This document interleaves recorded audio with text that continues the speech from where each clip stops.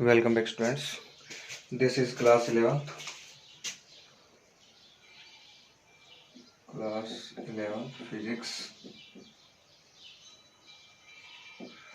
Dear students, our running chapter is chapter 3rd. और इस chapter 3rd का एक वेरी इंपॉर्टेंट एग्जाम्पल है जिसे अपने को क्या स्टूडेंट सोल्व करना है. तो that example is very important. So students, we have to solve this example. Okay students, according to this example we have to find the kinematic equations with the help of calculus. आपको मैंने integration के बारे में बताया और साथ में मैंने आपको डिफरेंशिएशन के बारे में बताया था. नाउ स्टूडेंट्स, अब अपन इसका क्या करेंगे, यूज करेंगे काइनेमेटिक जो इक्वेशंस है उसको सोल्व करने के लिए, वो बनाने के लिए with the help of calculus. तो according to the our question is obtain all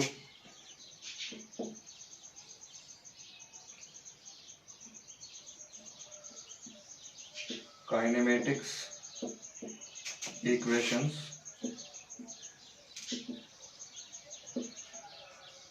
with the help of calculus.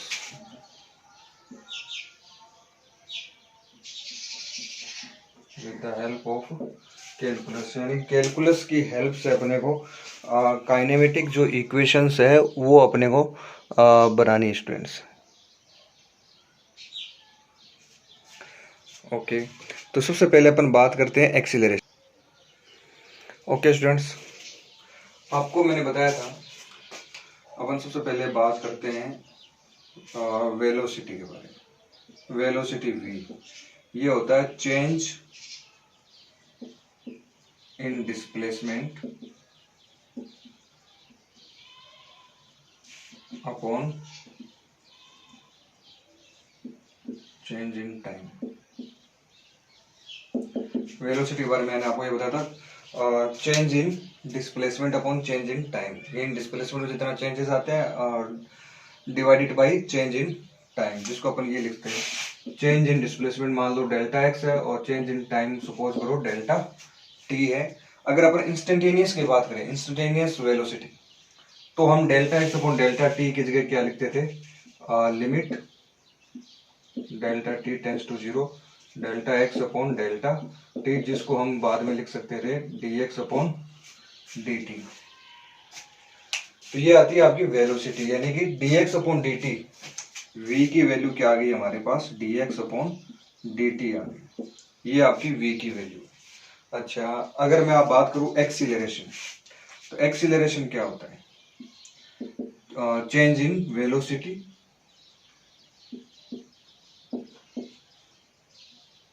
Change in velocity upon change in time.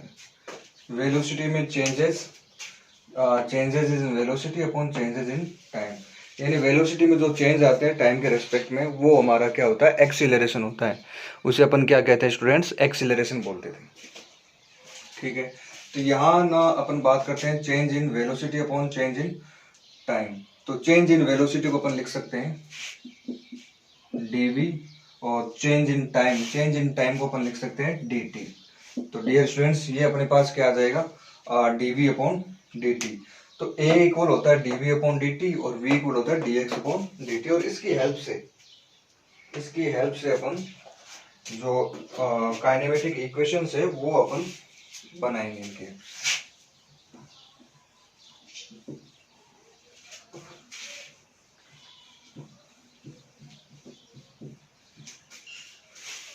Okay students, तो सबसे पहले अपन बात करते हैं फर्स्ट इक्वेशन की. a इक्वल मैंने अभी आपको बताया dv अपॉन dt होता है, यानी कि change in velocity with respect to time, यानी कि टाइम वेलोसिटी और टाइम dv अपॉन dt, इसका जो आता है वो क्या आता है, हमारा एक्सीलरेशन आता है.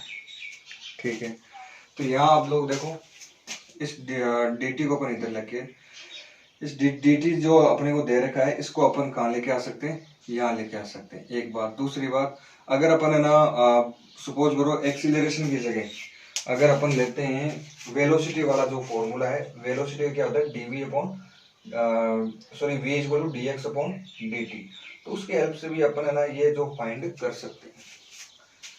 तो ठीक है स्टूडेंट्स, एक काम करते हैं, इस डी टी को इधर ले आते हैं, तो ये आ जाएगा।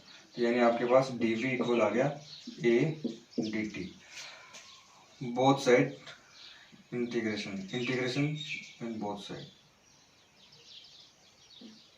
Integrate on both side.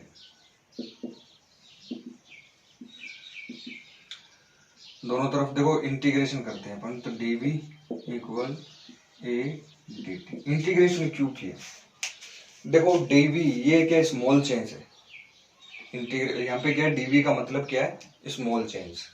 अब है ना हम क्या करते हैं, इंटीग्रेशन का मतलब यही होता है कि एक स्मॉल चेंज लेते हैं और फिर उस सारे स्मॉल चेंजेस का क्या करते हैं अपन इंटीग्रेशन, ताकि टोटल का पता चल जाए कि टोटल कितना था। इंटीग्रेशन का मतलब क्या होता है, सम। इंटीग्रेशन का मतलब क्या है, यहाँ पे सम करना है। तो यहाँ पे ना डीवी स्मॉल चेंज था, तो हम इसका क्या करते हैं इंटीग्रेशन करते हैं। इधर भी ना एक तरफ इंटीग्रेशन कभी नहीं होता, अगर इंटीग्रेशन करना ही है आपको तो दोनों तरफ करना पड़ेगा। कोई भी अगर इक्वेशन है तो उसमें जो इंटीग्रेशन अपन करेंगे वो क्या होगा आपका स्टूडेंट्स, बोथ साइड होगा। बोथ साइड आपको क्या करना पड़ेगा, इंटीग्रेशन करना पड़ेगा। तो यहाँ पे डीवी है, तो वेलोसिटी में चेंज किस तरीके से हुआ होगा, सपोज करो इनिशियली वेलोसिटी है यू, इनिशियल यानी स्टार्टिंग में जो वेलोसिटी है ना, जब अपन है ना किसी चीज पे कोई ऑब्जेक्ट है और जैसे हमने फोर्स लगाना शुरू किया तब उसकी जो वेलोसिटी है वो क्या है आपकी यू, और फाइनल वेलोसिटी क्या है वी। जब आपने यहाँ पे फोर्स लगाना शुरू किया उस टाइम हमने टाइम को क्या माना, जीरो, कि जब हमने फोर्स लगाना, इधर हमने फोर्स लगाना शुरू किया तो टाइम उस टाइम कितना है, जीरो। फिर अपन 1 2 सेकेंड 3 सेकेंड इस तरीके से काउंट करेंगे। तो यहाँ पे स्टार्टिंग में टाइम जीरो है और सपोज करो फाइनल टाइम क्या आपका टी है। तो ये जो है ना स्टूडेंट्स यू वी जीरो और टी, ये है आपकी इंटीग्रेशन की लिमिट्स। ये क्या है, इंटीग्रेशन की लिमिट्स है, ठीक है। तो ये स्टूडेंट्स आपकी है इंटीग्रेशन की लिमिट है। इस तरीके से अपन है ना जो लिमिट्स वगैरह है वो अपने को क्या करनी है, यूज करनी है। तो यहाँ पे देखो डीवी, अब इंटीग्रेशन बता देता हूँ आपको।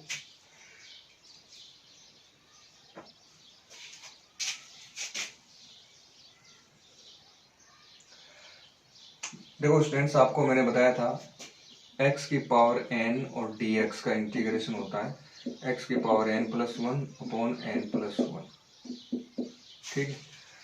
अब अगर मान लो ये पूरा ही ना हो, अब पूछे आपसे अब बताओ इसका इंटीग्रेशन क्या है, तो यहाँ आप क्या मान सकते हो, वन।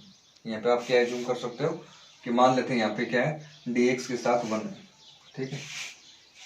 यहाँ dx के साथ क्या है अपना वन है, यानी हमें इतना ही पूछा था कि अब इसका इंटीग्रेशन कर दो। तो यहाँ पे कुछ था नहीं, तो यहाँ पे मैंने मान लिया वन।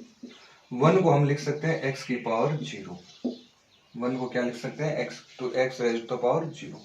अब आप है ना ये वाला फॉर्मूला अप्लाई करो,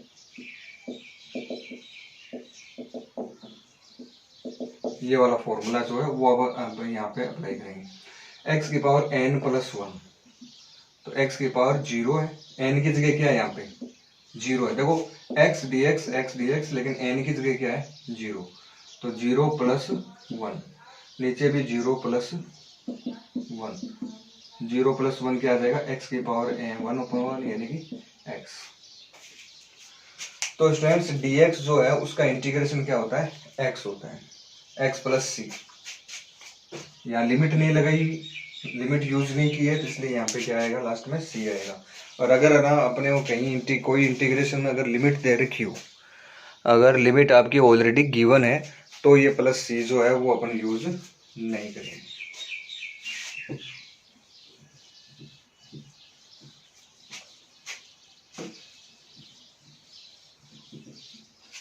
ठीक है, तो ये सेम चीज यहाँ पे देखो, यहाँ पे डी एक्स नहीं है, डी एक्स की जगह क्या है अपने पास डी वी है। तो डी वी का अगर आप इंटीग्रेशन करना चाहते हो तो डी वी का इंटीग्रेशन क्या हो जाएगा, वी हो जाएगा। और यहाँ मैं लिमिट रख दूंगा u और v, वैसे ए क्या है, एक्सीलरेशन है। एक्सीलरेशन क्या है आपका, कांस्टेंट है। एक्सीलरेशन क्या है यहाँ पे, कांस्टेंट एक्सीलरेशन अपन ने लिया है। तो ए जो है वो कांस्टेंट होता है, उसका इंटीग्रेशन नहीं होता, ना तो डिफरेंशिएशन होता है ना इंटीग्रेशन। उसको हम कहाँ ले लेंगे, बाहर ले लेंगे। तो dt का इंटीग्रेशन क्या हो जाएगा, t हो जाएगा। अब जैसे dx का इंटीग्रेशन हमने x किया था, dx का इंटीग्रेशन x किया था, वैसे dt का इंटीग्रेशन t हो जाएगा, dv का integration v। Upper limit sorry lower limit upper limit, वापस लोअर लिमिट अपर लिमिट। अब हम स्टूडेंट्स क्या करेंगे, वही लिमिट सोल्व करने का मैंने आपको मेथड बताया था in last video lesson.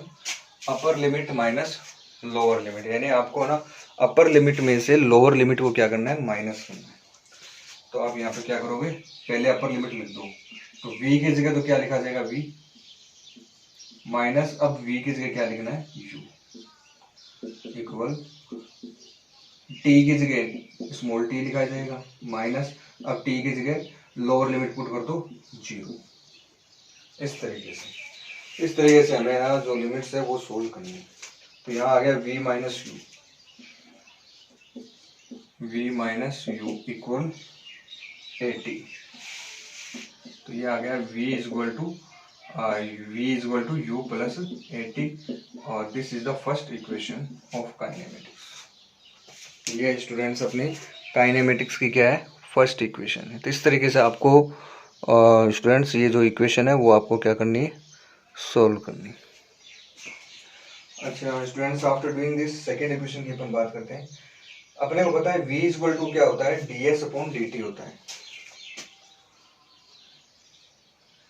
Second equation में यही कर लेते हैं।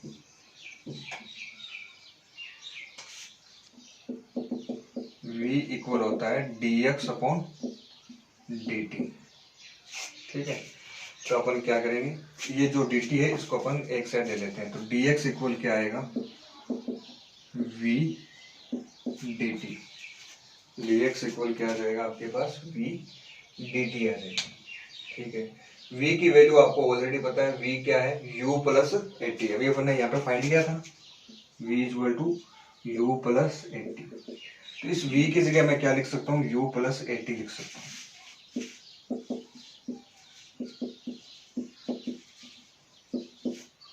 तो मैंने क्या किया स्टूडेंट्स, v की जगह यहाँ पे मैंने पुट किया u प्लस 80 पुट कर दिया, ठीक है। अब अपन क्या करेंगे, लिमिट लगाएंगे। पहले आप ये काम करो, इस dt का अंदर मल्टीप्लाई कर दो इस तरीके से, u dt plus 80 and dt, both side integration, यही लगा देते हैं इंटीग्रेशन, इधर भी इंटीग्रेशन, इसका भी और इसका भी। ये है आपका dx। dx क्या होता है, ये होता है change in displacement upon change in time. Displacement में चेंजेस, तो मान लेते हैं स्टूडेंट्स कि स्टार्टिंग जब है ना अपना ऑब्जेक्ट है वो, उसका जो डिस्प्लेसमेंट है वो है 0, यानी उसने कोई भी डिस्टेंस या डिस्प्लेसमेंट कवर किया ही नहीं। तो उस टाइम उसका डिस्प्लेसमेंट कितना है, 0 है। और फाइनल डिस्प्लेसमेंट मान लेते हैं s। फिर बात करते हैं dt यानी टाइम। तो स्टार्टिंग में टाइम है 0 और फाइनल टाइम है t।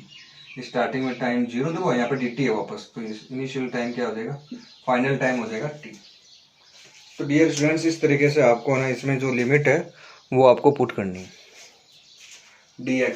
dx का इंटीग्रेशन क्या होता है, dx का इंटीग्रेशन होता है x, और यहाँ कर देंगे 0 से s। u इनिशियल वेलोसिटी, ये क्या कांस्टेंट है, u को ले लेंगे बाहर, यानी इसका इंटीग्रेशन शामिल नहीं करना। dt का इंटीग्रेशन होता है t, फिर ऊपर आ जाएगा 0 से t, प्लस a एक्सीलरेशन है, ये भी क्या आपका कांस्टेंट है, तो इसको भी अपन बाहर लिख लेते हैं, इसका कुछ नहीं करना। और t dt बच गया। देखो इस तरीके से मैं इसको ना अलग से सोल्व कर देता हूँ। देखो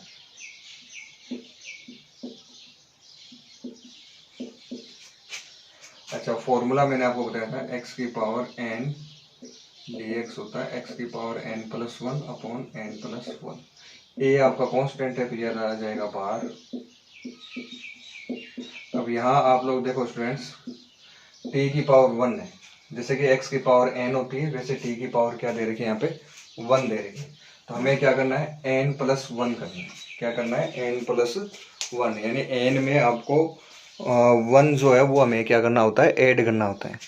तो जैसे ये ना यहाँ पे n की वैल्यू क्या है, 1 है, तो मैं इसको ऐसे लिखूंगा, x की जगह तो देखो t दे रहे हैं, n की जगह यहाँ पे 1 है, फॉर्मूले में आगे क्या है, +1 है, नीचे भी n+1 यानी कि +1।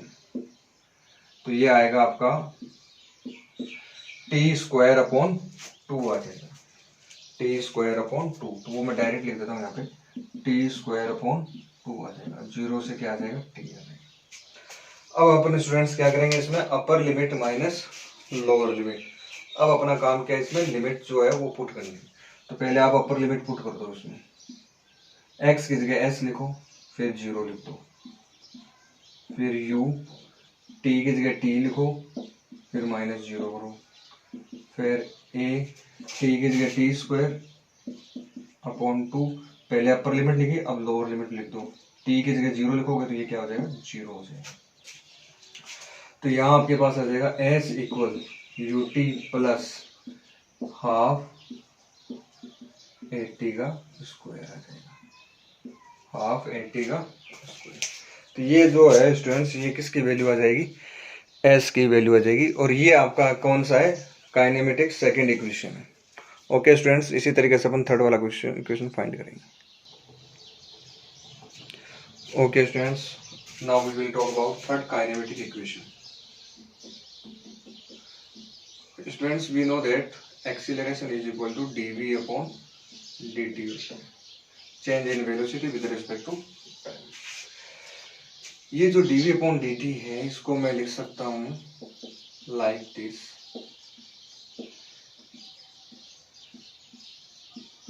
इस तरीके से। देखिए स्टूडेंट्स, मैंने क्या किया, dx का न्यूमरेटर एंड डेनोमिनेटर में dx का क्या किया, मैंने multiply. Okay, numerator and denominator में हमने क्या किया, dx का मल्टीप्लाई कर दिया। तो ये हो गया हमारे पास dv/dx एंड dx/dt हो गया। ठीक है, अब बात करते हैं अपन आगे की। अपने को पता है स्टूडेंट्स, v किसके इक्वल होता है, dx/dt के इक्वल होता है। v किसके इक्वल होता है, dx/dt, change in displacement with respect to time. तो ये आपका किसके इक्वल है, v के इक्वल है। तो मैं ये लिख सकता हूँ यहाँ पे dv/dx और इनटू में v, dx को आप इधर ले आओ, तो a dx = v dv। बहुत साइड इंटीग्रेशन करेंगे तो स्टार्टिंग में जो डिस्प्लेसमेंट, देखो dx, x का मतलब क्या है, यहाँ पे डिस्प्लेसमेंट। स्टार्टिंग जो डिस्प्लेसमेंट है वो है आपका 0, फाइनल डिस्प्लेसमेंट है वो है x। स्टार्टिंग ये है आपका v का मतलब क्या है, वेलोसिटी। इनिशियल जो वेलोसिटी है वो है आपकी u, फाइनल वेलोसिटी क्या है, v। एक्सीलरेशन कांस्टेंट है, ये आपका इंटीग्रेशन से बाहर आ जाएगा लाइक दिस, लेकिन v यहाँ पे कांस्टेंट नहीं है, इसलिए ये आपका इंटीग्रेशन इसका आपको करना ही पड़ेगा। dx का इंटीग्रेशन मैंने आपको बताया था x होता है। अच्छा, यहाँ पे अपन है ना डिस्प्लेसमेंट जो है s मान लेते हैं, टोटल कवर्ड जो डिस्प्लेसमेंट है वो क्या मान लेते हैं, s। अच्छा, v का इंटीग्रेशन क्या होगा, तो जैसे अभी पीछे अपने t का इंटीग्रेशन किया था, तो t का जो इंटीग्रेशन है वो अपन ने किया था t²/2 लिखा था। तो वैसे इसको लिख देंगे अपन v²/2। तो यहाँ आ जाएगा स्टूडेंट्स v²/2, यहाँ u आएगा, यहाँ पे क्या आएगा, v आएगा। वही students upper limit minus lower limit. तो ये तो अपन बाहर लिख लेंगे, एक बार अपर लिमिट में ना x की जगह अपन s लिखेंगे, फिर लोअर लिमिट रखेंगे तो 0 आ जाएगा। अगर किसी को लिमिट रखना नहीं आता तो उसको मैं थोड़ा सा यहाँ पे इससे समझा देता हूँ। मान लो इंटीग्रेशन के बाद में किसी के पास ये आ गया, अब आपसे कहे अपर लिमिट और लोअर लिमिट रखो, तो इसको आप कैसे लिखोगे, पहले आप x की जगह रखोगे 4 माइनस, हमेशा निशान किसका आता है, माइनस का साइन आता है, फिर then you will write 3, so 4 - 3। वो सेम चीज यहाँ पे s - 0, यहाँ अपन वो सेम लिमिट रखेंगे, तो v² माइनस यहाँ आ जाएगा आपके पास पहले अपन रखेंगे v, तो ये आ जाएगा v square upon 2 minus lower limit u, तो ये आ जाएगा u स्क्वायर अपॉन 2। 1/2 स्टूडेंट्स आप है ना इधर क्या ले सकते हो, कॉमन ले सकते हो, तो v स्क्वायर माइनस का u स्क्वायर आ जाएगा, 2 को इधर ले आओ, 2as is to v square minus u square इधर आएगा, तो ये बन जाएगा u v square equal to u square plus 2s। इस तरीके से आपकी ये स्टूडेंट्स काइनेमेटिक्स की ये थर्ड इक्वेशन है। बाकी के जो कुछ एक एग्जांपल है students, there are very easy example, वो आप लोग सेल्फ कर लेना। Today chapter number 3 is completed. इसके जो एनसीईआरटी की जो एक्सरसाइज वगैरह है वो आपको सॉल्व करो, नहीं आता वो क्वेश्चन आप लोग क्लास जब स्कूल ओपन होगी तब आप पूछ लेना। Next video from next video lesson we will start chapter number 4। Thank you, have a nice day.